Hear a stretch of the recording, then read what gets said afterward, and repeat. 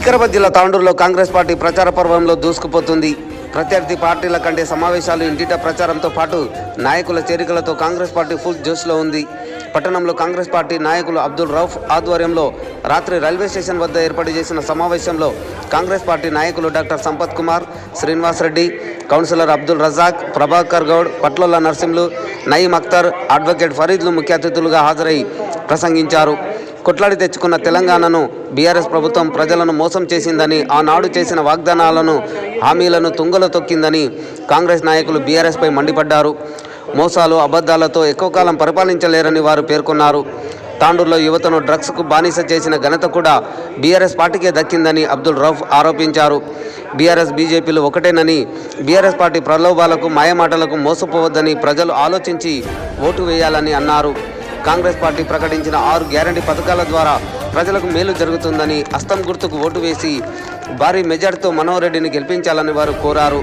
ఈ కార్యక్రమంలో కాంగ్రెస్ పార్టీ పట్టణ అధ్యక్షులు హబీబ్ లాలా, నాయకులు మక్సూద్, బంటు వేణుగోపాల్, బంటు మల్లప్ప మరియు కాంగ్రెస్ పార్టీ నాయకులు, కార్యకర్తలు పెద్ద ఎత్తున పాల్గొన్నారు.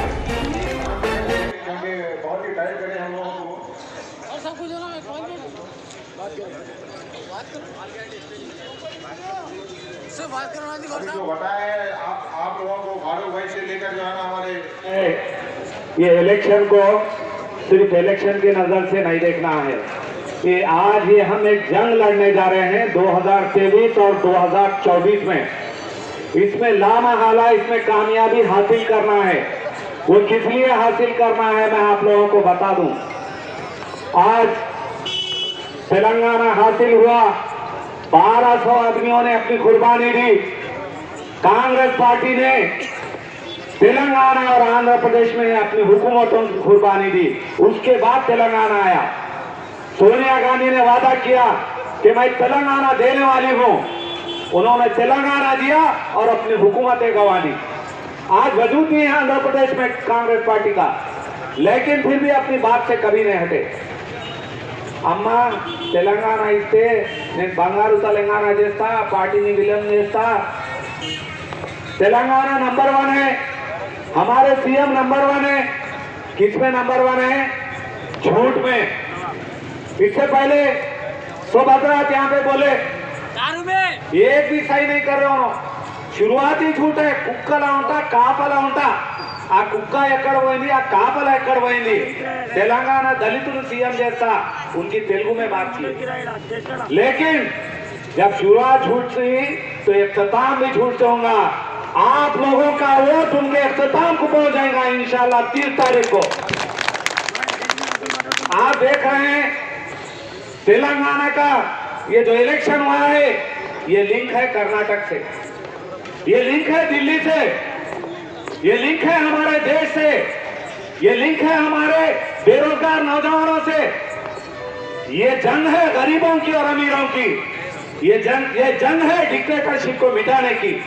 अगर आपका वोट 30 तारीख को किसी गैर जिम्मेदार की तरह दूसरी तरफ चले जाएगा तो फिर आने वाले 5 साल हम गुलामी के गुजारेंगे। जिस तरीके से ब्रिटिश दौर में बंदूकें लगा के हुकूमत चलाते थे, आज अगर आप बेगमपेट से उतरेंगे, आप देखो वहां पे इतनी बड़ी बाढ़ लगी हुई है, कोई एक आम आदमी अंदर नहीं जा सकता, अपनी बात नहीं बोल सकता, अपना काम नहीं करा सकता। पिछली हुकूमतें थी, मैं पार्टी से हटकर बोल रहा हूं, चाहे वो चंद्रबाबू नायडू थे, चाहे वैएस राजशेखर रेड्डी थे, अवाम में आकर अवाम की बात सुनते थे, अवामी फैसले करते थे। वैएस राजशेखर रेड्डी साहब की जान गई, रक्षा बंडा प्रोग्राम में गई। जब एक गांव में जाके रक्षा बंडा बोलते, जो एक झाड़ के नीचे रहता हो उसको रक्षा बंडा बोलते। गरीबों की बात सुनना, वहीं पे फैसले करना, उसी सिलसिले में जब वो गए तो उनकी जान गई। मैं यहाँ पर तांडूर में एक मिसाल दूं, गरीबों के लिए जो काम किया है कांग्रेस पार्टी ने, कई महिला बनाए, यहाँ पे हजारों घर बनाए, लेकिन हमें सिर्फ और सिर्फ धोखा मिला। धोखे के अलावा कुछ भी नहीं है। फिर एक 5 साल धोखे में, अब तांडूर की मिसाल लिए, ये भी धोखा। पुराने तांडूर की मिसाल, कोई भी एमएलए बनते पहले बड़ा निजाम शहीद की दरगाह से शुरुआत करे तो मैं कामयाब हो जाता हूँ।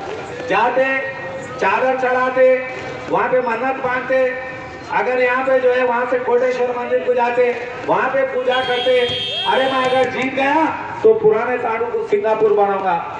पिछले 10 साल से हमारे पास फ्लाईओवर बन रहा पुराने ताड़ूर का। एक बार मिनिस्टर साहब फाउंडेशन सुन रखे तुम्हारा नागेश्वर राव साहब से मिलके 54 करोड़ रुपए सैंक्शन हो गए, फ्लाईओवर बन गया, फ्लाईओवर चले भी गया, वो शायद टूट गया नहीं मालूम, उड़ गया नहीं मालूम, चोरी हो गया नहीं मालूम। और फिर उसके बाद हमारे यंग डायनेमिक एमएलए साहब आए, रोहित रेड्डी साहब, अरे फ्लाईओवर आ गया, 72 करोड़ से फ्लाईओवर आ गया, चलो बैंड बाजा लाओ, फिर निजाम शरीफ दरगाह से निकलो, अंबेडकर चौक के पास आके फिर एक स्टोन रखे हो, वो भी फ्लाईओवर बना, वो भी चोरी हो गया, रात चोरी हो गया। अब तीसरी बार फिर स्टोन रखे ना। अब जैसा इलेक्शन कोड आ रहा, क्या करना, तांडूर के अवाम को बेवकूफ बनाना है, कलम और पेन लेके, पेन और कॉपी लेके मैं ये डेवलप करा वो डेवलप करा बोल के लिखने के आते, फिर उसको बढ़ा के 74 करोड़ से फिर फ्लाईओवर बन रहा। जिस दिन इलेक्शन कोड आया उसी दिन 12 बजे जो फाउंडेशन छोड़ रखे, वो भी पिलर बन गए बोल के पिलर नंबर भी डाल दिए, क्योंकि अवाम का वोट होना है। जिस तरीके का एमएलए साहब बोले उसी तरीके का जो है केसीआर साहब भी, अरे भाई डबल बेडरूम नहीं आया, कम से कम गृहलक्ष्मी देता हूँ, 3-3 लाख रुपए दे रहा हूँ, आप लोग फौरन जो एप्लीकेशन बनाओ। गरीब आवाम, औरतें, बुजुर्ग हजरत मी सेवा सेंटर के पास हजारों रुपए लगाकर अपना एक ख्वाब लेकर घर को होना है, मुझे एक बेघर हूँ, एक बेवा, एक जो है बेघर जाके जो है यतीम यतीर अपना घर के आते एप्लीकेशन दी, लेकिन वो भी खत्म। दलिता बंधु देता हूँ 10-10 लाख रुपए, जहाँ भाई वालों को देता हूँ वो भी खत्म, माइनॉरिटी बंधु वो भी खत्म, बीसी बंधु वो भी खत्म। आया क्या हमारे हाथ में? किसी को माइनॉरिटी फाइनेंस कारपोरेशन ये 10 साल में किसी को लोन आया क्या यहाँ पे? इसको भी दिया। अगर किसी को आया तो हाथ उठा के बता दो। अगर मैं ये बात अगर ये गलत बोल रहा हूँ तो आप मेरे को जतला देना और बोल देना, रोक देना। आप गजवेल जाओ, आप सिरसिला जाओ, आप सिद्दीपेट जाओ, आप हैदराबाद जाओ, हजारों घर बनाए वहां पे, वहीं पे गरीब बसते क्या? तांडूर में नहीं बसते, विकाराबाद में नहीं बसते, बरगी में नहीं बसते, कोडंगल में नहीं बसते, चेवेल्ला में नहीं बसते, इब्राहिमपट्टनम में नहीं बसते। गरीब बसते हैं तो वो सिर्फ 3 कॉन्स्टिट्यूंसी में बसते हैं जो के लाखों करोड़ के मालिक हो गए आज तेलंगाना हासिल करने के बाद। आज ये 10 साल में पूरे तांडूर तालुक में तेलंगाना की तरफ से, हुकूमत की तरफ से एक बाथरूम भी बनाए तो मैं कांग्रेस पार्टी छोड़ के टीआरएस पार्टी में वापस जाने तैयार हूं। घर बन रहा, दामाद आता, ठहरो अभी क्षति न को करो, डबल बेडरूम बने तो हमारी दामाद कहाँ आना, बेटी कहाँ रहना, पर्दे का इंतजाम करना, बेवकूफ बना रहे लोग आवाम को। और बहुत से हमारे लीडर भी हैं, आज एक चल जा रही हवा चल रही, पिछले 3 महीने तक केसीआर को गालियां दी, केसीआर कुछ नहीं करा, मस्जिदें शहीद करा, उन्हें सेकुलर नहीं है, इन्हें सेकुलर नहीं है, वैसे है ऐसे है। ये रात भी सेकुलर कैसा बन गया? ये क्या चंबा हो गया? ये क्या जादू हो गया? हमें जवाब देना है। आज व्हाट्सएप और फेसबुक पे सब चीज दिखरी आम हो गई। आप देखो कल क्या बोले थे, आज क्या काम कर रहे। कल हम जो बोले थे आज भी वही काम कर रहे। हमने महेंद्र रेड्डी साहब को बोला आप एक टीआरएस पार्टी छोड़ो, ये धोखेबाज पार्टी है। 12% रिजर्वेशन नहीं दी मुसलमानों को, दलित को सीएम नहीं बनाई, 3 एकड़ जमीन नहीं दी, अवाम का एतमाद खो दिया ये पार्टी। लिहाजा हम इस पार्टी में रहे तो हार का मुंह देखना पड़ेगा। कांग्रेस पार्टी से आप कांटेस्ट करो। लेकिन उनको क्या हुआ नहीं मालूम, मिनिस्टर साहब को मिनिस्ट्री ले लिए, लेकिन मिनिस्ट्री लेने के बाद भी हम 30 साल से उनके साथ रहने के बाद अपने उसूलों से कभी भी कॉम्प्रोमाइज नहीं करे। हम उनका साथ छोड़िए, खुदा हाफिज, आप उधर हम इधर। आज बोल रहे लोग महेंद्र रेड्डी साहब भी जाए, इनको उन्होंने भी जाए, हम किसी के गुलाम नहीं है, हम कोई खतरा करने वाले नहीं है, हम कोई गरीब आवाम के माल लूट के खाए वाले नहीं है। हम महेंद्र रेड्डी साहब के भी 10 रुपए लिए सुनिए, ना ही मनोहर रेड्डी साहब का कुछ लेके पार्टी में है। हमारी जंग एक आदमी को खिदमत करने का, जज्बा होता, वो जज्बे के तहत हमने भी आगे आए। आज केसीआर को देखो, उन्होंने भी जज्बा बोल रहे, हर आदमी जज्बा है, लेकिन हकीकत में क्या है देखिए आप, जानिए, पहचानिए। आज हमें यहाँ पे मुसलमान ज्यादा लोग तादाद में हैं। थोड़ी बातें मैं आपको बताता चलूं। ये जंग फलस्तीन की जंग है, जो 4,500 बच्चे, 14,000 हमारे जब वहां पे मुसलमान मरे हैं, उसकी तारीफ ये नरेंद्र मोदी कर रहा है। इसको हटाना हमारा फर्ज है या नहीं? आप बोलिए, आप सबका फर्ज है। आवाज दावा दीजिए, ये हुकूमत को हटाना है। तो हमें दिल्ली से लेके गली तक कांग्रेस को लाना है। अब हम यहाँ जो है केसीआर साहब को वोट देंगे, फिर बाद में कल बोलेंगे हम मोदी को हटाना है, हटाना है, हटाना है। कहां से हटाते हैं? आप वोट सही डाले तो ही हटेगा ना उन्हें। ये जंग इसलिए बोल रहा हूं, पहले जंग तलवार से होती थी, बंदूक से होती थी, लेकिन जमहूरियत में ये जंग वोट के जरिए होती। ये आपका वोट एक अच्छी हुकूमत बना सकता, एक गद्दार को हुकूमत बनाने का मौका दे सकता। आज कई लोग बहका रहे हैं, मेरी बात गलत है तो आप लोग मत मानिए, अगर हकीकत है तो उसको वोट की शक्ल दीजिए, क्योंकि आपका वोट कल जो है केसीआर साहब जो यहाँ पे दुश्मनी, दिल्ली में दोस्ती अंदर अंदर, कविता आज अंदर जाती, कल अंदर जाती, शराब के मामले में है, वो मामले में है, ऐसा कुछ भी नहीं है। अंदर से दोस्ती कायम है, बाहर से दुश्मनी बता रहे, या बाहर गालियां ले लेते रहते, जाके दिल्ली में इनो बोले तो 150 इलेक्शन होता, इनो जो बोले वो काम होता। ये 12% रिजर्वेशन भी करा ले सकते थे, लेकिन यहाँ 12% बोले, अंदर जाके बोले पार्लियामेंट में पास नहीं करना, इसको रोक दियो बोले। लिहाजा हमें सोचने की जरूरत है। आज केसीआर साहब 3 तलाक के बिल में उनका ఫస్ట్ కేసీఆర్ గారు ఎక్కడి నుంచి జూటా స్టార్ట్ చేసినంటే సోనియా గాంధీ గారు కాళ్ళు మొక్కి తెలంగాణ తెచ్చుకున్నారు. తెలంగాణ తెచ్చుకున్న తర్వాత టీఆర్ఎస్ పార్టీని కాంగ్రెస్ పార్టీలో విలీనం చేస్తానని చెప్పి ఢిల్లీలో ఒక మాట ఇచ్చి వచ్చిన తర్వాత హైదరాబాద్ వచ్చిన వెంటనే లేదు నేను టీఆర్ఎస్ కావాలని ఉంటాను, నేను కొట్టాడతాను. అక్కడి నుంచి ఆయన జూటా స్టార్ట్ చేసిండు. ఎలక్షన్లో భాగంగా ఏం చేసిందంటే నేను దళితుల్ని ముఖ్యమంత్రి చేస్తా, 3 ఎకరాల భూమి ఇస్తా, అవన్నీ మేమటని చెప్పి అట్లా మోసం చేసింది. తర్వాత ఉద్యోగ నోటిఫికేషన్ వేస్తా అని చెప్పి పిల్లల భవిష్యత్తును నాశనం చేసింది. ఎటువంటి పరిస్థితుల్లో 2009 సంవత్సరం నుంచి 2014 సంవత్సరం నుంచి 2023 సంవత్సరాలు కూడా ఒక నోటిఫికేషన్ లేకుండా దాదాపు 5-6 లక్షల మంది నిరుద్యోగులు వీధులు పడ్డారు. ఆల్మోస్ట్ ఇప్పుడు 9 సంవత్సరాల నుంచి 1,400 నుంచి 1,500 మంది పిల్లలు ఆత్మహత్యలు చేసుకున్నారు. ఇటువంటి పరిస్థితి కల్పించిండు. ఒక భయానక వాతావరణం రాష్ట్రంలో ఉంది, తెలంగాణ రాష్ట్రంలో. సోనియా గాంధీ ఇచ్చిన రాష్ట్రాన్ని సుభిక్షంగా ఉండి నీళ్లు, నిధులు, నియామకాలను తెచ్చుకుంటే ఎక్కడ లేదు. నీళ్లు తీసుకుంటే కాళేశ్వరం ప్రాజెక్టు కట్టిండు. కాళేశ్వరం ప్రాజెక్టు యొక్క మొత్తం బీటలు వారిపోయింది.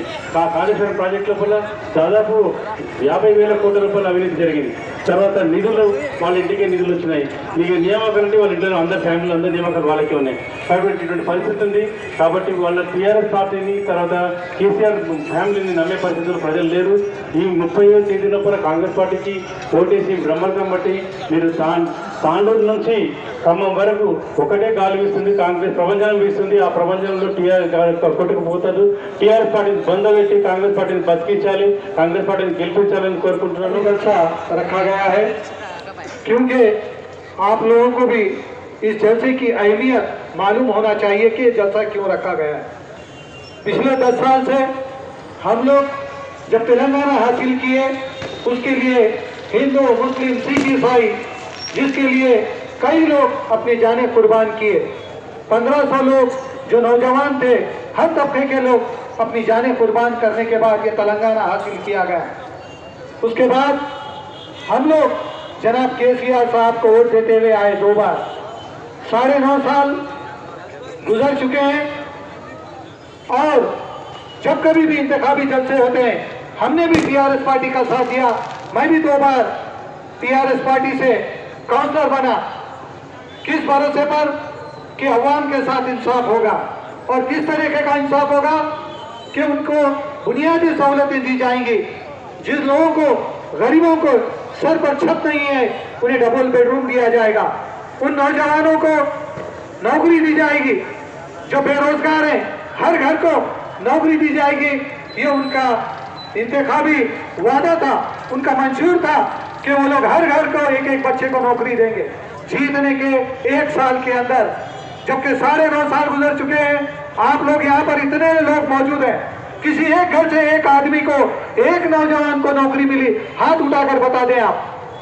फिर उसके बाद उन्होंने ये कहा कि नौकरी तो नहीं दी जा सकती, 3016 रुपए जो लोग डिग्री कर चुके हैं उन नौजवानों को 3016 रुपए पेंशन दिया जाएगा जब तक उन्हें नौकरी मिलेगी। लेकिन आज 9.5 साल गुजर चुके हैं, एक नौजवान को भी 3016 रुपये नहीं दिया गया। जो लोग जमीन जो 50 गज, 25 गज, 75 गज जो जगह खरीद चुका है उसे 5 लाख रुपए देने का वादा किया। दूसरे मरहले के इंतखाबी जलसे में उन्होंने यही तानूर से ऐलान किया जनाब केसीआर साहब ने। लेकिन आज 9.5 साल गुजर चुके हैं, 1 गज जमीन पर घर बनाने के लिए भी लोन नहीं दिया गया। हमें सोचना चाहिए कि हम आने वाले 30 तारीख को किस पार्टी को वोट देना चाहिए और क्यों देना चाहिए। ये झूठे वादे आप लोग सुनकर आज तक टीआरएस पार्टी को वोट देते हुए आए। यही जनाब पायलट रोहित रेड्डी साहब, एक नौजवान कायद, तानूर में एक अच्छा काम करेगा। महेंद्र रेड्डी साहब ने 2000 करोड़ के तरक्याती काम किए, लेकिन तानूर की अवाम ने एक नौजवान को साथ दिया। तेलंगाना की अवाम एक तरफ होकर वोट दी और तानूर एक नौजवानों पायलट रोहित रेड्डी को वोट दी और उन्हें जिताने का सहरा भी तानूर की अवाम को जाता है और उन्होंने तानूर की अवाम को धोखा दिया। आज अभी भी फारूक साहब ने कहा 1650 करोड़ के काम किए। मैं उनसे चैलेंज करता हूं कि आप वो एक सफेद कागज पर लिखकर बताएं कि 1600 करोड़ कहां पर खर्च किए गए। बताना चाहिए तानूर की अवाम को, क्योंकि अवाम भी ये जानना चाहती है कि 1650 करोड़ कहां पर खर्च किए और किस मकाम पर खर्च किए। अगर वो नहीं बताते हैं तो तानूर की अवाम को झूठ बोल रहे हैं। तो ये बलबूते पे अपने केसीआर साहब ने हुकूमत में इलेक्शन में लड़कर जीत कर आए हैं। जब केसीआर साहब ने मैनिफेस्टो में जो वादे करे थे, झूठे वादे कर उन्होंने इलेक्शन में जीते हैं। मैं पूछना चाहता हूं केसीआर साहब से, जब अब 12% रिजर्वेशन 4 महीने होते कि आप ये क्यों बोले थे मुसलमानों को, तो मैं पूछना चाहता हूं केसीआर साहब से, आज तक 1% भी आपने हुकूमत से 12% जो वादा करे थे 1% भी नहीं बढ़ाया आपने मुसलमानों के लिए। मैं भी पूछना चाहता हूं केसीआर साहब से, एससी को सीएम बना तुम के वादा करे थे, कहाँ है आपका वादा केसीआर साहब? मैं पूछना चाहता हूं केसीआर साहब से, पूछना चाहता हूं कि लेकर जमीन एससीएम को देते बोले थे, आज तक भी नहीं दिए हैं। मैं पूछना चाहता हूं डबल बेडरूम देते बोल के जो गरीब लोगों को वादा करे थे केसीआर साहब, आज तक सिंगल बेडरूम भी नहीं दिए केसीआर साहब। मैं पूछना चाहता हूं केसीआर साहब से, मेडिकल कॉलेज देते बोले डिस्ट्रिक्ट टू एक मेडिकल कॉलेज, आज तक डिस्ट्रिक्ट एक मेडिकल कॉलेज भी नहीं आया है। मैं पूछना चाहता हूं केसीआर साहब से, 1 लाख मैनिफेस्टो में गुलामासी करतूम बोल के वादा करे थे और आज तक भी नहीं करे हैं। मैं पूछना चाहता हूं केसीआर साहब से, स्टूडेंट्स को केजी से लेके पीजी तक फ्री एजुकेशन देते बोले थे, आज तक भी नहीं दिए हैं। एक झूठा केसीआर है हमारा। परसों हमारे एक मीटिंग में देखा मैं, एक शख्स माइनॉरिटी और उसका पूछा कि क्या साहब आप 12 करे थे 12% रिजर्वेशन देते बोल के, तो केसीआर का जवाब ये था, अरे बैठ रे बैठ, तेरे बाप को बोलूं क्या मैं, क्या बात कर रहा तू बैठ बोलकर केसीआर साहब ने एक मुसलमानों की इज्जत निकाली है पूरे तेलंगाना में। उसको बोलते हैं वाड़ू 12% रिजर्वेशन कावाలంటే అన్నాడు అని మాట చెప్తున్నాడు केसीआर। केसीआर इतना बदतमीज इंसान है, उसको कैसे बात करना मुसलमान से नहीं मालूम। आज एक मुसलमान से केसीआर भीख मांग रहा है वोट। आज तेलंगाना के उलमा सारे तमाम एक होकर कांग्रेस को वोट देने का वादा कर रहे हैं। मैं पूछना चाहता हूँ केसीआर से, आज तुम जो भीख मांग रहे हैं, आज वो टाइम आ गया केसीआर, तुम्हारे को भीख मांगने का टाइम आ गया। आज वही मुसलमान आज कांग्रेस को तारीफ कर रहे हैं, कांग्रेस को वोट देने का वादा कर रहे हैं। आज इतने तमाम मुसलमान भाई मेरे लोग यहाँ कर बैठे हैं, इतनी तादाद में आकर मीटिंग में शामिल हुए हैं, वो इसलिए कि तांडूर में जो हालात चल रहे हैं, आज हमारे आप सबको मालूम है तांडूर में एक शख्स जो नया एमएलए बनकर आज बीआरएस पार्टी का तांडूर का